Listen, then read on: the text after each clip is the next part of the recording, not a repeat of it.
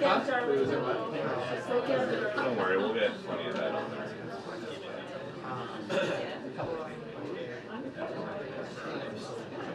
Sure has. Been pretty good. You know, technically because of the kids are in school, so No.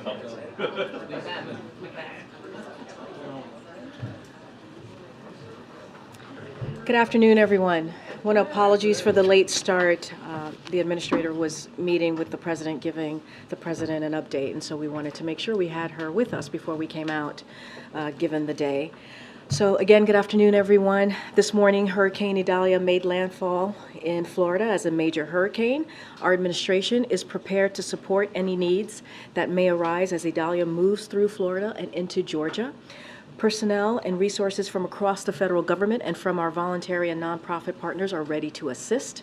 Later today, the American people will hear directly. They will hear directly from the president. He will speak about our efforts to respond to Hurricane Idalia and our ongoing commitment to help the residents of Maui recover after the tragic wildfires earlier this month as well. But before I turn it over to the FEMA administrator for an update on Hurricane Idalia, we want to make sure all of those experiencing the effects of Idalia are on the path to make sure that they are staying safe. If you're experiencing hurricane wind, storm surge, and flooding, don't venture outside. Listen to warnings of local officials and shelter in place. Do not enter floodwaters since there can be chemicals and debris. If you are in the projected path of the hurricane, please remain alert, closely monitoring any changes to its path. Listen to local and state officials for guidance and evacuation notices, and finish your preparedness. The president and our entire administration are committed to supporting all communities impacted by the hurricane.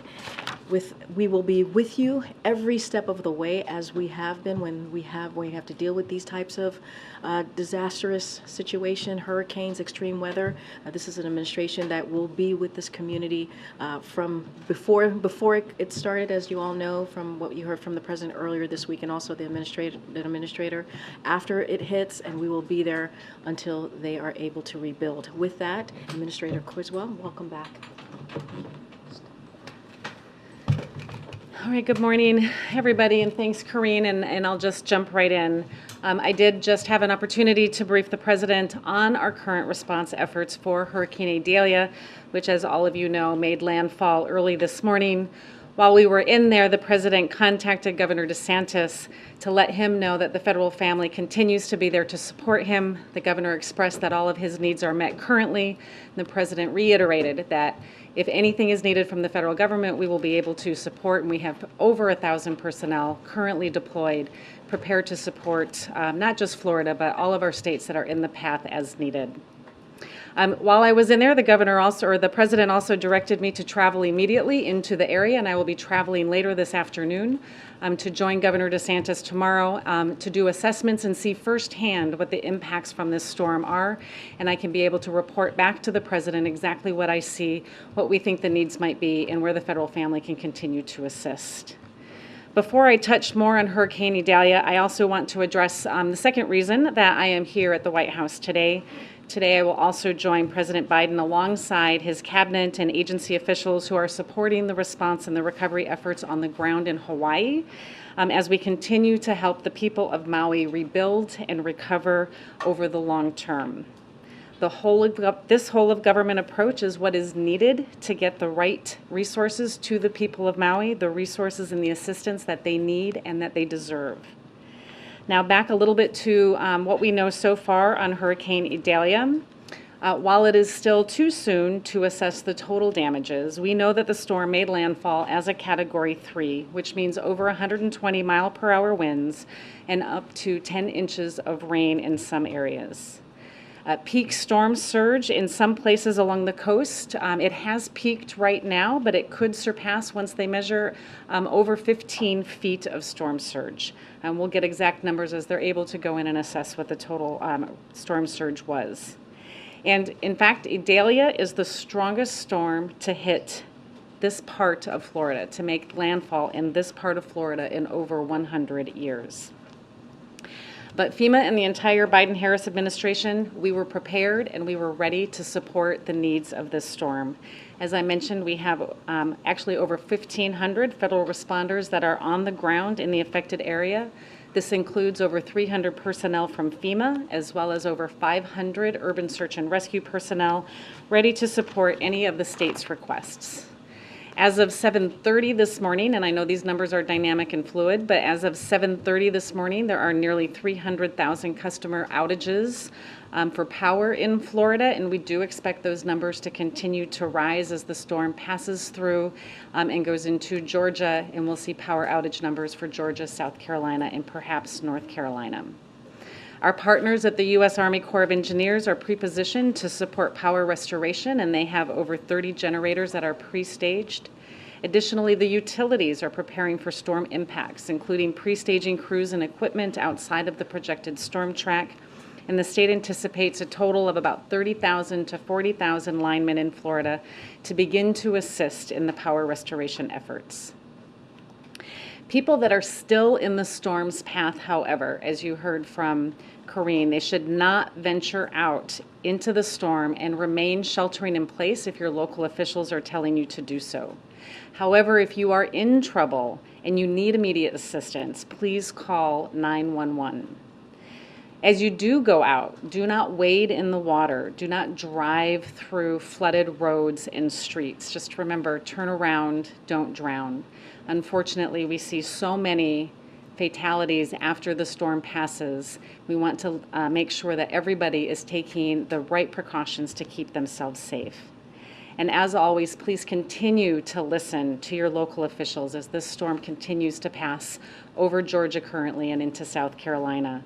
Please check on your friends and your family and your loved ones, especially older adults and people living with disabilities, to see if they have any needs.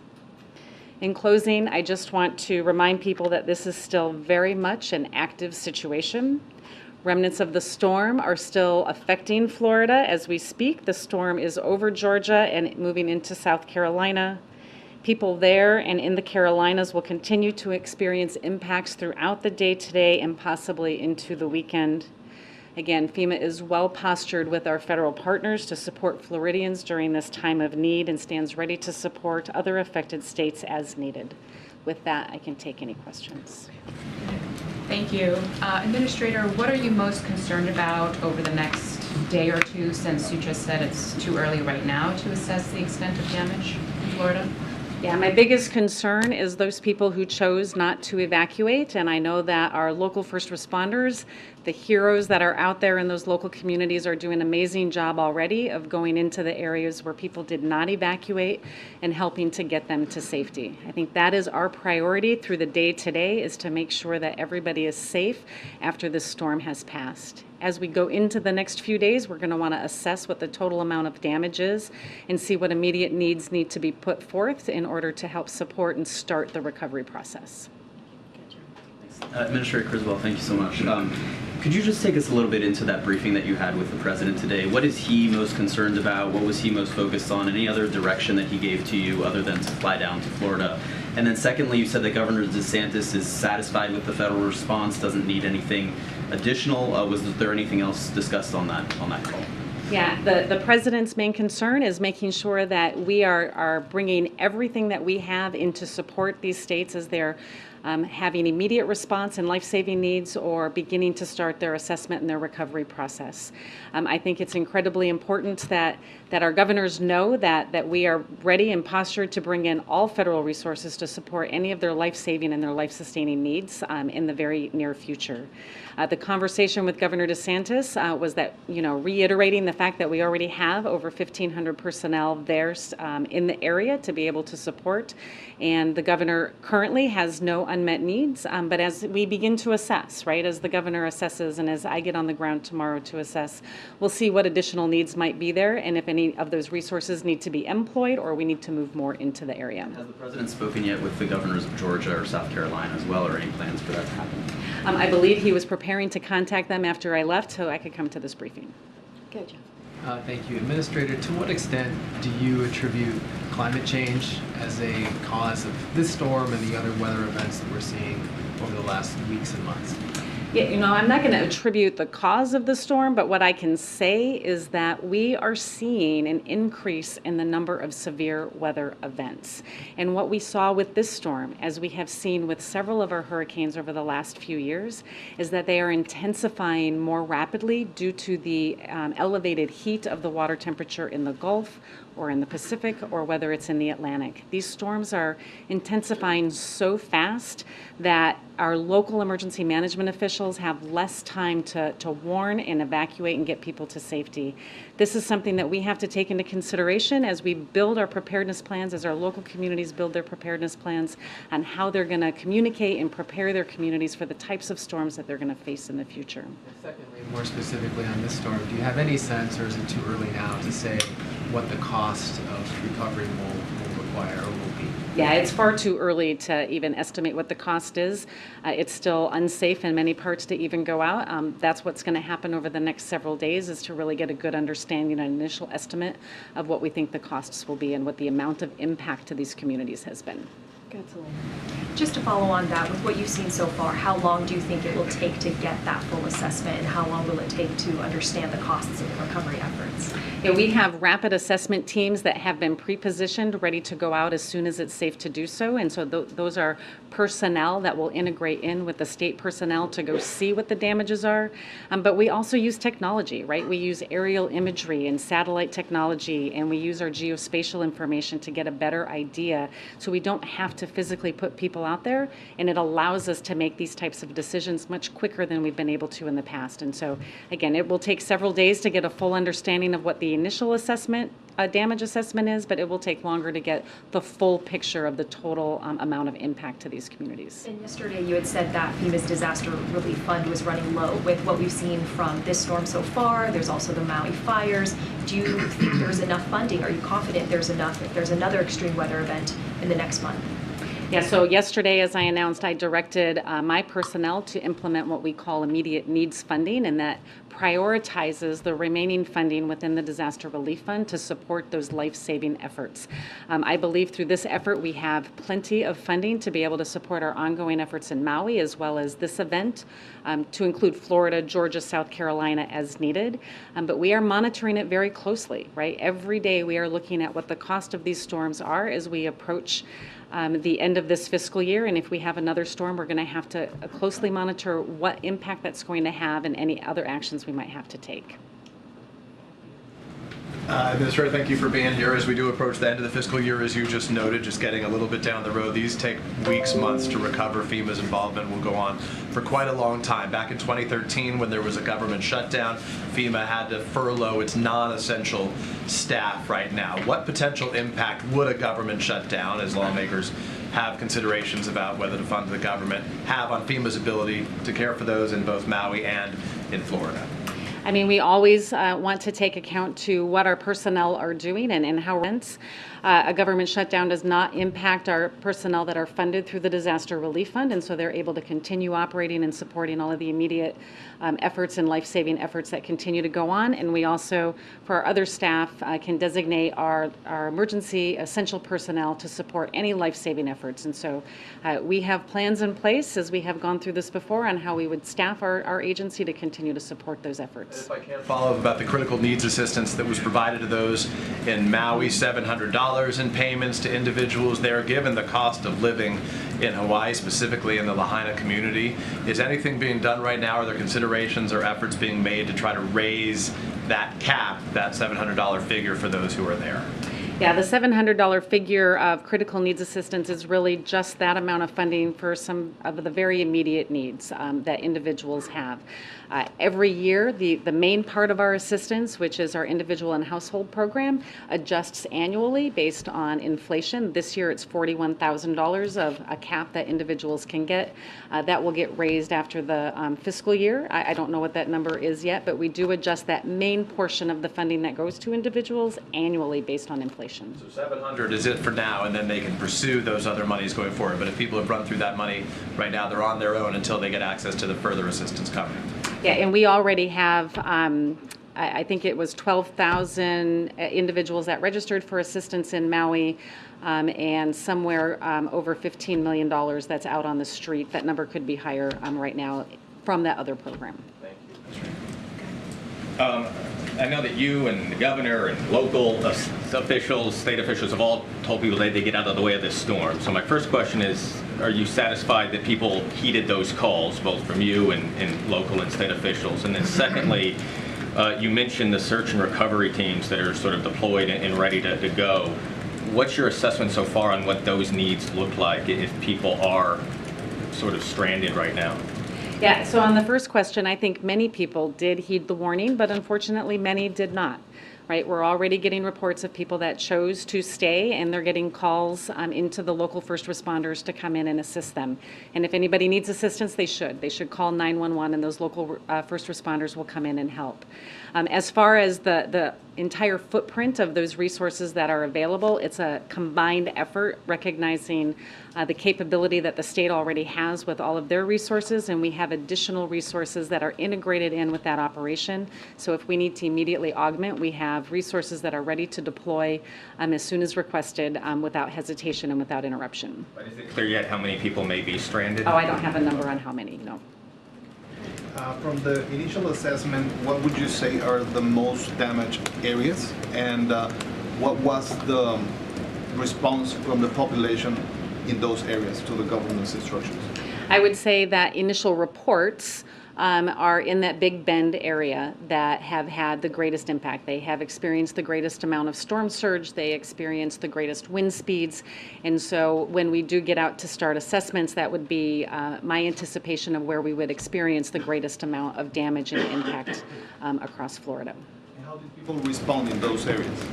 Again, I think many people did heed the warnings, and there was a lot of public messaging that went out there to let people understand that the danger is not just the cone of the hurricane, but it's the storm surge and the water, which is creating and causing the most fatalities in these events.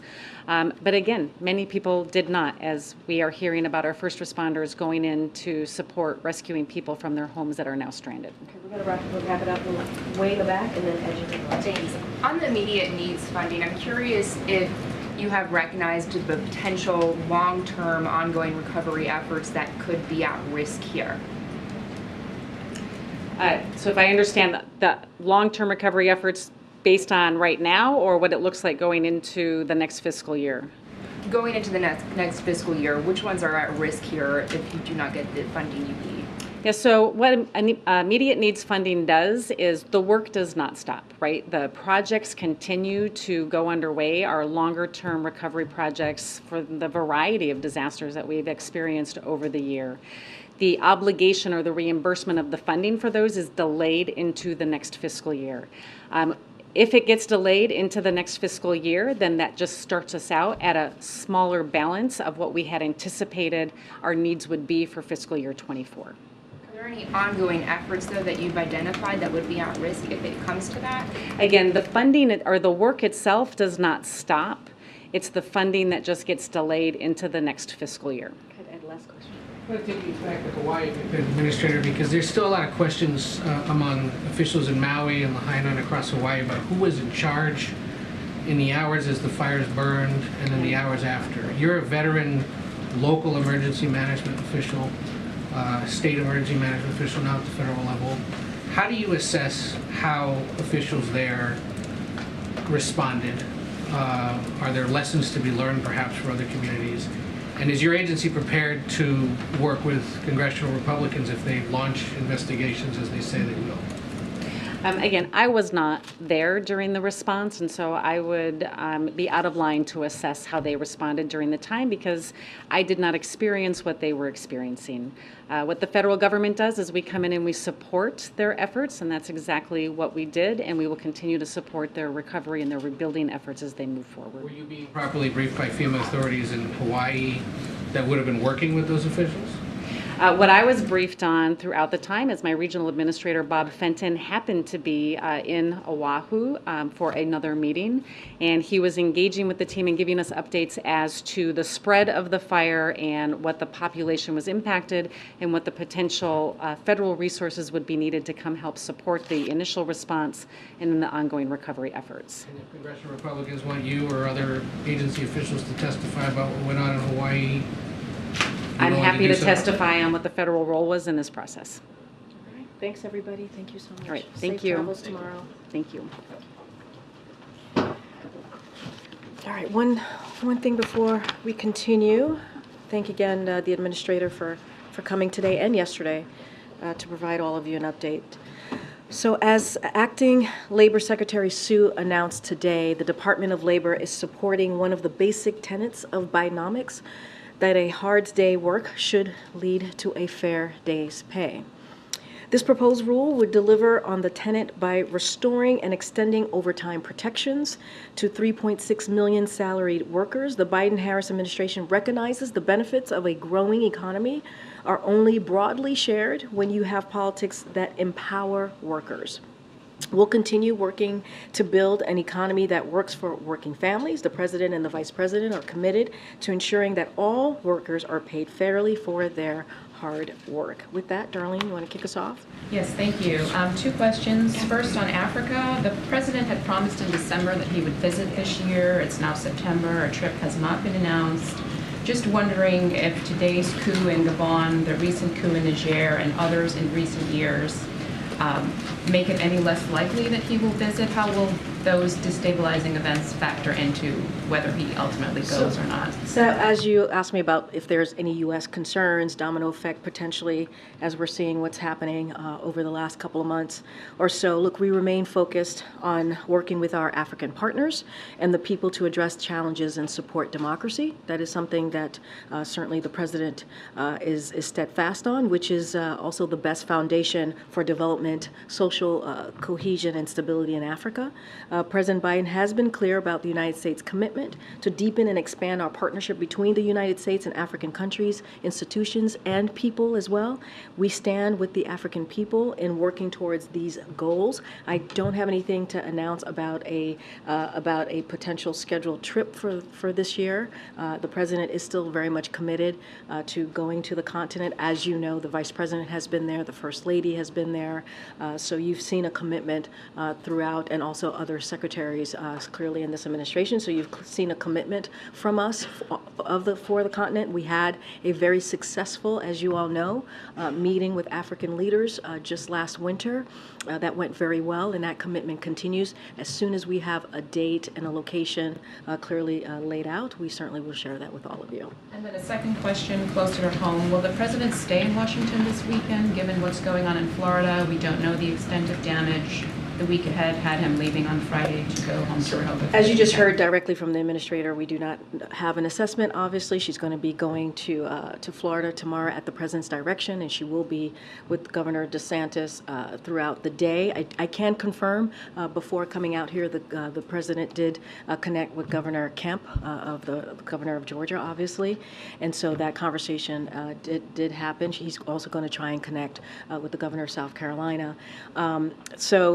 As the administrator said, the situation is still very dynamic. I don't have any changes or any additions to the president's travel. You're going to hear from the president directly, who's going to speak about the continued efforts to prepare and respond to Hurricane Idalia. Following those remarks, as you all know, he's going to be meeting with his cabinet and agency officials to continue our coordination of federal response. So that will happen. He will always continue to be engaged directly with local elected officials.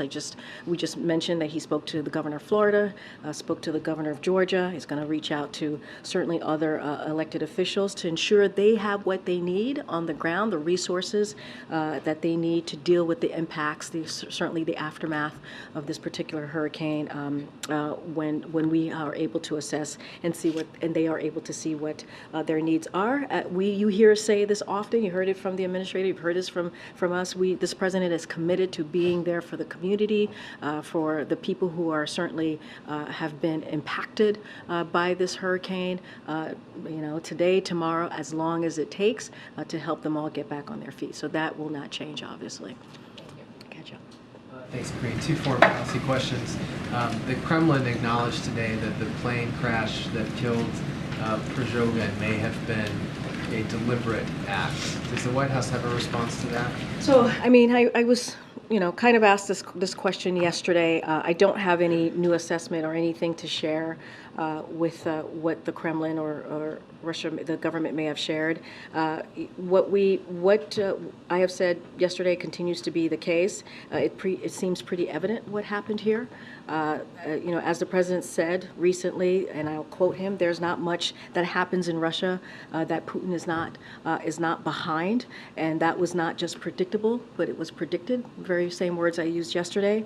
So we all know that Kremlin has a long history in killing its opponents. We know how forthcoming and if I will, forthright Prigozhin was in these past several weeks or a couple of months, and so this is not surprising. I just don't have any new assessment, regardless of what the Kremlin or the government of Russia wants to share. On a separate topic, Nigerian police raided a gay wedding and arrested 67 people there today. Wondering if the White House is tracking that and has a reaction. So this is the first I'm hearing of that. I haven't spoken to our teams here about that particular incident. Look, we've been very clear. The president, when it comes to LGBTQ community, he has been an ally and supports that community. He will continue to do so. He will always speak out when it comes to any type of humanitarian, mistreatment, even across the globe. And he has always been very forthright in talking to leaders about that. As it relates to this particular event, I just don't have a comment for you at this time. Gotcha. Thanks, Karine. There's a report in Bloomberg that that the Assistant Secretary of Health has recommended rescheduling marijuana as a Schedule III drug. I'm wondering if the president would support that move, and secondly, just where does the president currently stand on the issue of decriminalizing marijuana? So look, the president actually asked the Secretary of HHS and also the Attorney General to initiate the administrative process to review how marijuana is scheduled.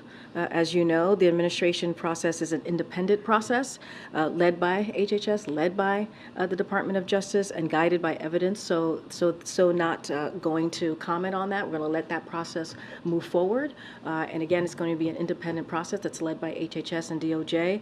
So any specifics on that, I would refer you to HHS. And more broadly on the question of decriminalizing, which would be going further than this? I mean, look, he's asking HHS and DOJ to take a look at it, to do an initial administrative kind of process or review, if you will. It's going to be an independent process. They're going to certainly use the evidence. It's going to be guided by evidence. And so I'm going to leave it to HHS and DOJ to move that process. And so we're just not going to comment specifically on that. The president's about just over a week away from heading off to India for the G20.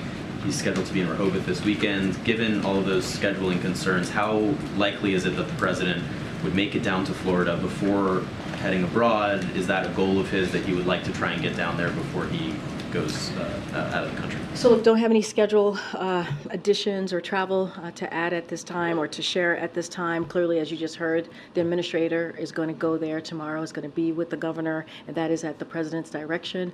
When it comes to any type of travel, as it relates to certainly these types of unfortunate disasters, the president doesn't want to take away clearly from what's going on the ground. As you know, the president has a big footprint when he travels, so we want to make sure that the community, the elected officials, the local leaders, certainly the people have and get what they need in this time after we have the assessment and we see the aftermath of Hurricane Idalia. So don't have anything to share. Clearly, it's something that the president always looks forward and always wants to be there for the people who are affected by these types of disasters. And certainly you've seen him in many different states be there and talk directly to Americans who are there and living through this moment, but we just want to be incredibly mindful. This is a dynamic situation, and we want to make sure they have everything that they need at this time. Okay. Obviously, lots of issues facing the presidency this week, but two others that sort of gauge the sense of presidential awareness or involvement. You were asked yesterday about the situation in Guatemala. I noticed the Secretary of State reiterated support for the results there. Is that something that's reached the president's attention, who has expressed a lot of concern about democracy versus autocracies in the world? This is a situation 2 doors down from the United States.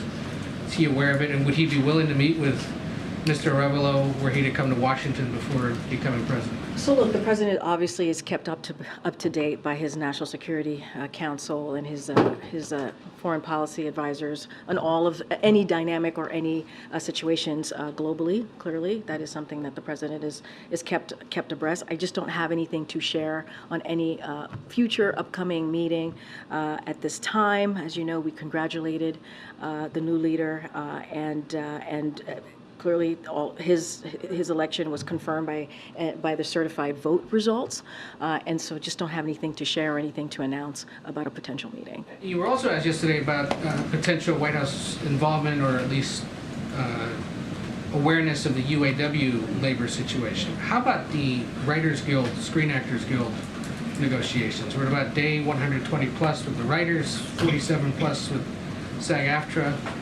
These are members and these are companies that have close, at least political ties to this president. Just curious if he's been briefed at all or talked to anybody involved in those, or who in the administration might be talking about. I mean, look, regardless of political ties, right? This is a president that has been called by many labor folks, right? That he is the most pro-union president ever. And so this is a president that believes in collective bargaining. This is a president that believes certainly of the right of workers to strike. We've been very clear about that. And as it relates to the writers and also the actors, we believe they have the right to be able to ask for fair wages and fair benefits. That's why collective bargaining is so important, and we have seen it worked. Over even the past several years while this president has been president during his tenure. So that's what the president's going to continue to call for folks to come to the table in good faith, have those conversations, do that collective bargaining that the president supports. And so I don't have anything else beyond to share. But again, this is the most pro-union president, and he is incredibly proud of that record. In the hours and days ahead, how frequently does President Biden intend to get briefed on the storm? Regularly, daily.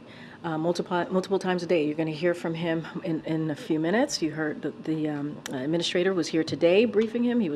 She was here yesterday in person briefing him. This is something that the president is keeping a very close eye on. As all of you are following this very closely, this is important. It doesn't matter if we are this is not about politics. We should take politics out of any type of disaster that we see that the American people are having to suffer or deal with. And so this is not about politics. This is for the president. This is about being a president for all Americans. And so he is going to be closely watching this, getting updated regularly to make sure that the people in Georgia, in South Carolina, in Florida are getting exactly what they need. And so that's going to be the president's focus. Thanks, Karine. I wanted to ask about a possible government shutdown. Some conservatives have been on the Hill, have been talking about it not being a big deal, that no one will really notice.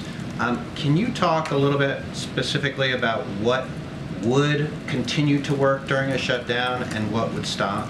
So look, I appreciate the question. I'm not going to get into hypotheticals. Here's what we know, and here's what I have said when I've been asked this question. It is that there's absolutely no reason at all for Congress to shut down the government. There isn't. And this is a question for Congress to answer. This should not be happening, and they should fund these vital government programs that the American people rely on. And these are critical needs we've requested. When you think about what we've requested and asked for when it comes to emergency funding, right? When it comes to what we came to the table when it comes to the budget agreement, this was a bipartisan agreement from both sides. And so there is no reason at all that Congress should be going down the path of shutting down this government. Can you confirm, though, at least that federal criminal proceedings would continue in a shutdown, including those involving the former president? You would have to ask the Speaker of the House and Congress on that question. That is not something that I can speak to here. You would have to reach out to Department of Justice. You would have to reach out to Congress, whatever it is that they're doing on that side. That is something for the Department of Justice to speak to. That is not something for me to speak to. But I will say that as it relates to the engagement that we have been having with the Hill on whether it's the whether it is government funding or any kind of legislative process. Look, we have our OMB Director, Shalonda Young, our Legislative Affairs Office, have been in regular contact with them. We are engaging with congressional members on the Hill, and that's going to certainly continue. I want to ask you quickly, President Biden awarded the Presidential Citizens Medal to two Fulton County election workers, Ruby Freeman and Shay Moss. In the past, a federal judge today ruled in favor of those women who had sued Rudy Giuliani for defamation, ordering that the attorney that Giuliani pay sanctions. Just your thoughts on this now that it has been completed, it's no longer in the hands of the courts. The judge has delivered her ruling. What do you make of that? I'm just not going to comment on that at this time. Thanks, Karine. Senate Minority Leader Mitch McConnell had another episode in which he froze while answering questions today. I know the president spoke to him the last time this happened and spoke to him when he has had previous health issues. Do you know if the president is aware of this and whether or not he's likely to? I haven't spoken to the president, so I don't know if he's aware of this. And then secondly, on Labor Day, I wanted to follow up to see if there are any announcements for how the president's going to mark Labor Day this year. And just to step back on your question about Senator McConnell, clearly we wish him well, a speedy recovery. As you know, the two of them have worked together and have known each other for some time, but I can't speak to a call or a conversation. I just haven't asked the president about that. As it relates to Labor Day, clearly that's a day that the president enjoys celebrating, as it is an important day for the labor community. I just don't have anything to share. Once we get closer to that date, certainly we will lay out what the president plans to do. At the beginning of June, the White House announced that the Education Department was going to be appointing a coordinator to address book bans. I asked the Education Department for a status update and couldn't get an answer. So since we've got students returning to the classroom now, can you give us an update on when this effort is going to start? So that is something for the Department of Education to speak to. I don't have an update for you on that particular question, but again, that's something for the Department of Education. I know they're going to announce somebody. I just don't have it right this time. So they are going to be announcing someone? I just don't have. I know they said that was announced that there was going to be a bookstore. I just don't have anything for you at this time. Would it be possible at some point to get a description of what this coordinator has done, what schools they've reached out to, what that outreach has looked like? Again, that's something for Department of Education to speak to directly. Go ahead, Karen. Thanks. New York Governor Kathy Hochul's meeting with Chief of Staff Jeff Zients today to discuss migration. Can you tell us a little bit more about that meeting? And then I have a follow-up to that. Yep. So as you just mentioned, we are hosting Governor Hochul today here at the White House to continue our close collaboration and to underscore all the ways in which this administration has supported communities who are hosting asylum seekers and ways we are working together to increase access to work authorization. So we'll have more to share about the meeting later today. But yes, she is indeed here and is going to be meeting with members of the president's team. I have another follow-up, but will there be a readout of that from the White House? We will have more to share later today on the meeting. I just don't have anything specific on how that's going to look like. And Hochul and other Democrats have been pushing the administration to expedite work authorizations for asylum seekers who are already here. Does the administration see that as a viable solution to getting people out of shelters faster? So I'm not going to get ahead of the conversation that they're going to have. I do want to say that DHS met recently with state and local. This is the assessment team that you've heard us announce not too long ago. They met with local and state officials and to outline, and they outlined nearly 24 ways or recommendations to strengthen certainly their operations. The administration across several departments and agencies identified a number of federal sites across New York State for housing. Additionally, the Department of Interior is negotiating a lease of Floyd Bennett Field with the city and state. So that conversation that continues to happen. Again, that happened, I believe, on Monday. When it comes to the work authorization, look, this administration has led the largest expansion as it relates to pathways. Lawful pathways in decades, and we are committed to building a humane and safe and orderly immigration system. Those who arrive through those lawful pathways are immediately eligible to request an employment authorization document. That's how that process works. As it relates to this particular conversation and what has been requested by New York, I'm just not going to get ahead of the meeting that they're going to have today. A couple of follow-ups on the spending questions that you got. lawmakers are already sort of talking about a proposal that perhaps would be a CR into December, kind of a shorter-term deal. Is that acceptable to the president? Would he be okay with that? That is something, I'm not going to get into hypotheticals, that is something that Congress should kind of decide on the length of a continuing resolutions. That's not something that I defer to them. And then related to that, I know you said that the administration, Director Young, others are already engaged with lawmakers. Has there been an expression of sort of red lines, sort of priorities or cuts or provisions that would be unacceptable to President Biden that would not get signed into law?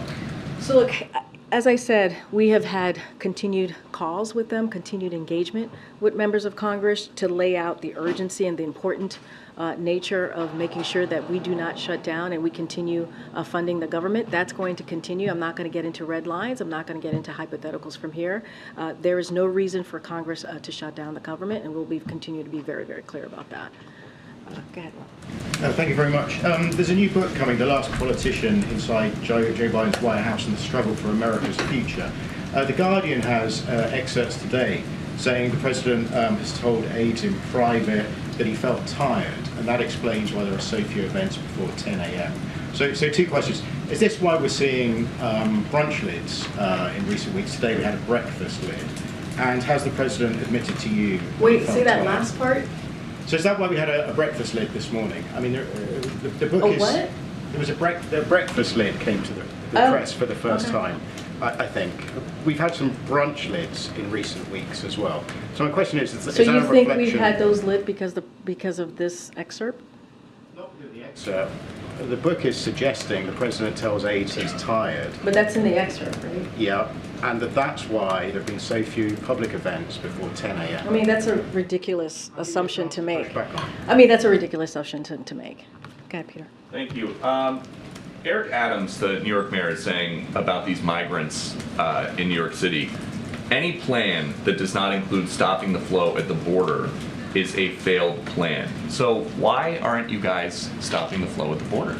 We are stopping the flow at the border. If anything, what the president has been able to do on his own without the help of Republicans in Congress, something that he had to do on his own again because Republicans refuse to give the funding necessary to deal with a situation, a broken immigration system that has been broken for decades. What they choose to do is play politics, but the president has put a plan that is indeed, the data showing is that it is indeed slowing down the flow of unlawful migration, and that is because of the work that this president continues to do without the help of Republicans. Okay, and it seems like the hurricane response so far is robust. Did you guys realize that the initial Hawaii wildfire response was not that good? Or is it just easier for people to get help from the White House when the president is not on vacation? So the premise of your question and the way you posed your question, I disagree, just for the record. So if you were to do your reporting and speak to the governor of Hawaii, the senators of Hawaii, the folks on the ground, they would say that the president reacted in record time when it came to dealing with the wildfires, when it came to dealing and making sure that they got everything that they need on the federal level to deal with what was going on the ground. Let's not forget there were more than 600 federal employees on the ground already to assist with the wildfires in Maui. So your question is wrong, it's flawed in many, many ways, and I would advise you to go speak to the governor and the local and state officials in Hawaii. Okay. Thanks, Karine. Putin is supposed to visit China in October. This is the first visit, if it happened, this is the first visit after a warrant of his arrest has been issued.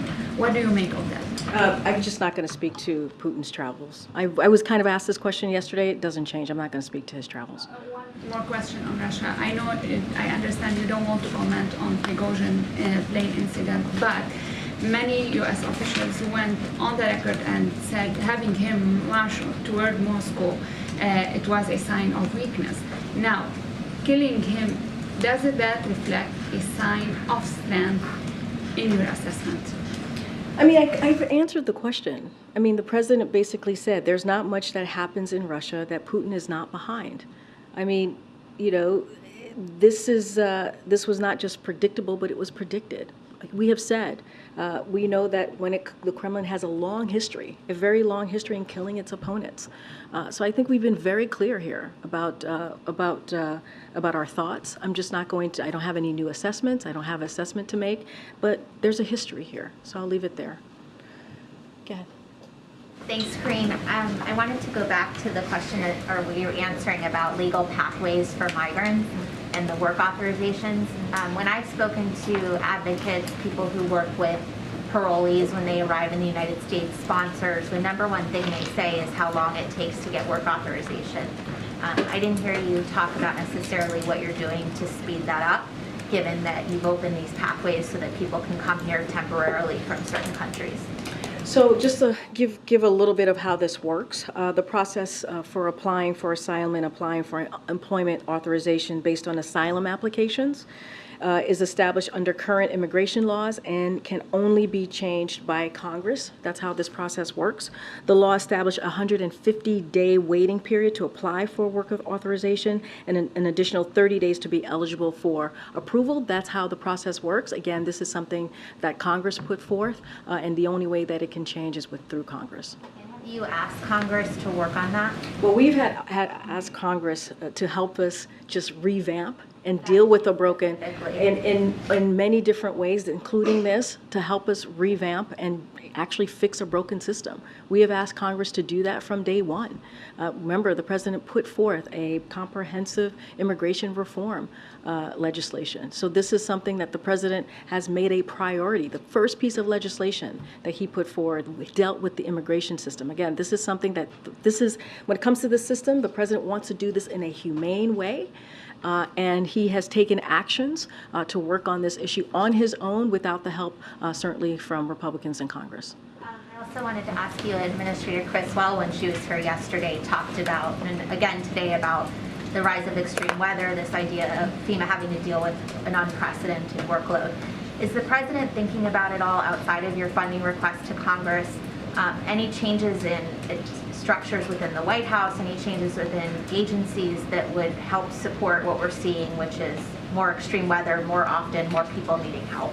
I mean, I don't have anything to share about structure within the administration, but I would say this. I'll say this. We've asked for $12 billion, right? FEMA has asked for FEMA to continue to doing its work. That conversation is going to continue. Obviously, the administrator laid out what that means for her work. As it relates to extreme weather, one of the reasons the president has called climate change a crisis and done the work, historic work that he's done on dealing with climate change is because of that, right? Is because we're seeing this change of pattern. We're seeing how rapidly and how quickly this extreme weather, hurricanes are coming about. That's what the administrator just said. And so, look, there's a lot of work to do. The president has taken this very, very seriously. That's why the Inflation Reduction Act was so critical and important. The biggest investment in dealing with climate change. That's why the bipartisan infrastructure law is so important. So this is work that the president's going to continue to do to deal with an issue that is a crisis, not just here, but globally. As it relates to any changes within the administration, I don't have anything for you on that. But right behind you, go ahead. The Afghanistan withdrawal ended 2 years ago this week. Does President Biden plan to commemorate the events and the people who were killed and left behind as that happened? So as you know, the president had a statement recently when it came to the anniversary of Abbeygate. So just want to state this as it was stated in the president's statement, that we'll forever honor the memory of the 13 service members who were stolen far too soon from their families, loved ones, and brothers and sisters in arms while performing a noble mission on behalf of our nation. And the First Lady, certainly the President, and our entire nation will always support those families. And so, look, the President has said on many occasions that ending our longest war after 20 years was the right thing to do. He refused to send another generation, you've heard him say this, of Americans to fight a war that should have ended a long time ago. know, America is no longer is no longer there. Obviously, it is on a stronger footing, more capable to meet our security needs around the world because we are not fighting a ground war in Afghanistan, and we continue to put pressure on Al Qaeda and ISIS-K while also focusing on terrorist threats elsewhere. And so that's going to be the president's focus, to make sure that our homeland is protected, that Americans are protected, and that's what the president's focus is going to continue to be. I have one more question. Go ahead. A question about North Korea, the missile launch earlier this morning. Anything you can say about that? And then also, we heard about increased cooperation between the Russians and the North Koreans with respect to weapons for the Russians. I'm wondering if the president would consider meeting with Kim Jong-un because of this increased cooperation, and he can't seem to get a response from the North Koreans. So a couple of things, and I know my colleagues spoke to this is Russia and North Korea just recently during a gaggle. So just to reiterate what he said is in part due to the success of U.S. sanctions and export controls. Russia has been forced to turn to rogue regimes like the DPRK to try to obtain weapons and equipment to support its military operations in Ukraine. We have previously warned that Russia is actively seeking to acquire additional munitions from the DPRK. Today, as my colleagues shared, we shared new information that arms negotiations between Russia and the DPRK are actively advancing. Russia's Minister of Defense recently traveled to the DPRK to try to convince Pyongyang to sell artillery ammunition to Russia. And our information indicates that following that visit, another group of Russian officials traveled there for follow-up on discussions about potential arms deals. Any arms deal between the DPRK and Russia would directly violate a number of UN Security Council resolutions. We urge the DPRK to cease its arms negotiations with Russia, and we are taking action directly to exposing and sanctioning individuals and entities working to facilitate arms deals between Russia and the DPRK. So we will continue to identify, expose, and counter Russia attempts to acquire military equipment from the DPRK or any other states that is prepared to support its war in Ukraine. As it relates to the missile, we condemn. We've been very clear about this. Condemn the DPRK's latest ballistic missile launch. This launch is in violation of multiple United Nations Security Council resolutions and possesses a threat to the DPRK's neighbors and international community. We remain committed to a diplomatic approach to the DPRK and call on DPRK to engage in dialogue, as we have for some time now. Our commitment to the defense of the Republic of Korea, Japan remains ironclad. Any specifics on that, I would refer you to Indo-PACOM and for any additional comment, and I just don't have anything else to add on that. To your calls for engagement, would the president consider a meeting? I just don't have a meeting to speak to at this time, but look, we just don't have anything to share on that at this time. What I can say is that our lines of communication is open. We've been very clear on that. I just don't have anything to share on a potential meeting. With that, I'll see you guys tomorrow. Thanks, everybody. Thanks, Karine.